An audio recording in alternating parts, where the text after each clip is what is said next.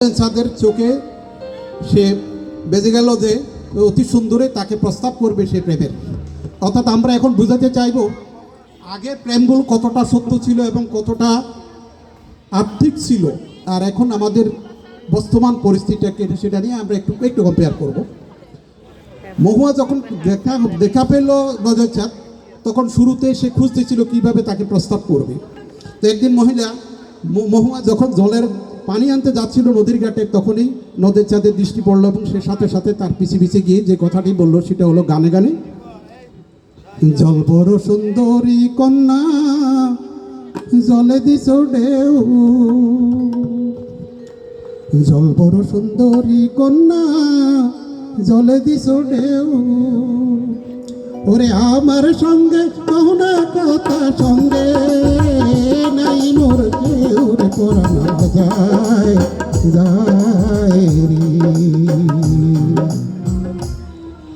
সে যখন এই প্রস্তাব করলো, মহুয়া কি জবাব দিবে খুব ভাবতেছিলেন।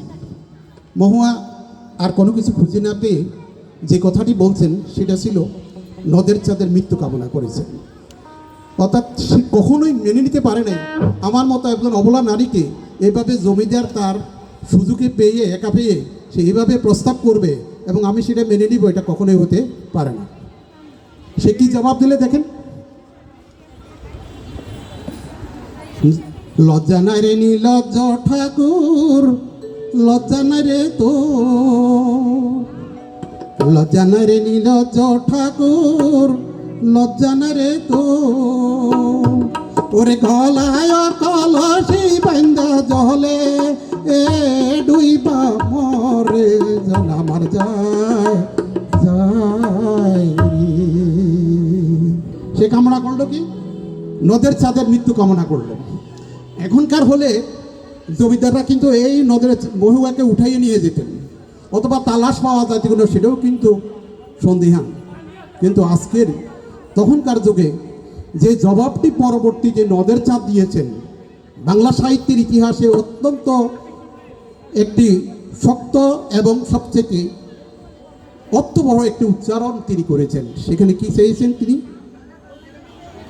আমি কোথায় পাবো কলসি গো কন্যা কোথায় পাবো দড়ি, আমি কোথায় পাবো কলসি গো কন্যা কোথায় পাবো দড়ি, ওরে তুমি হও রহিন গাং আমি ডুইবা মরির পরাণ আমার যায় যায়।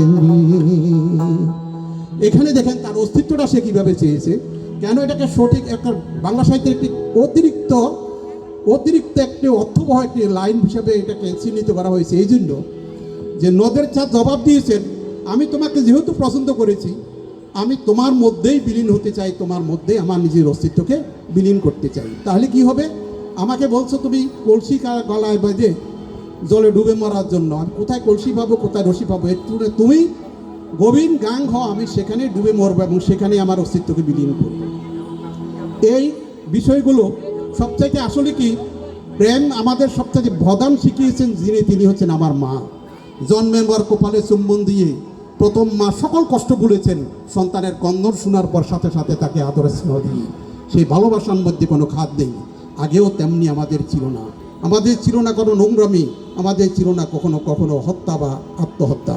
আজকে সেই দৃষ্টিকোণ থেকে আমরা যদি বিচার করি, আমরা আসলে সংস্কৃতি সেই চর্চাই করব যে চর্চার মধ্য দিয়ে আমরা আবার মানবিক মূল্যবোধ সম্পন্ন মানুষ হিসেবে ফিরে যেতে পারব। এখন আমি আজকে শাহ আব্দুল করিমের ছোট্ট একটা গান একটু গেয়ে যন্ত্রের সাথে আমি শেষ করব।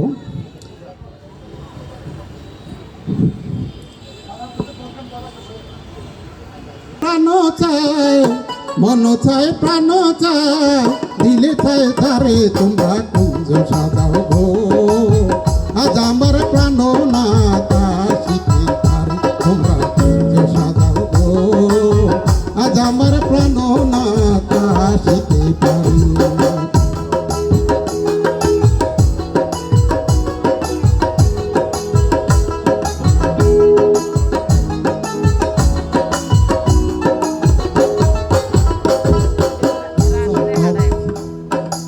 বসন্ত বাতাসে তোর ডাকে দুপুর করে, বসন্ত সময়ে কোকিল ডাকে কুহু সুরে। যবন বসন্ত এমন, যবন বসন্ত এমন, থাকতে চায় না ঘরে তোমরা কুঞ্জ সাজাও গো।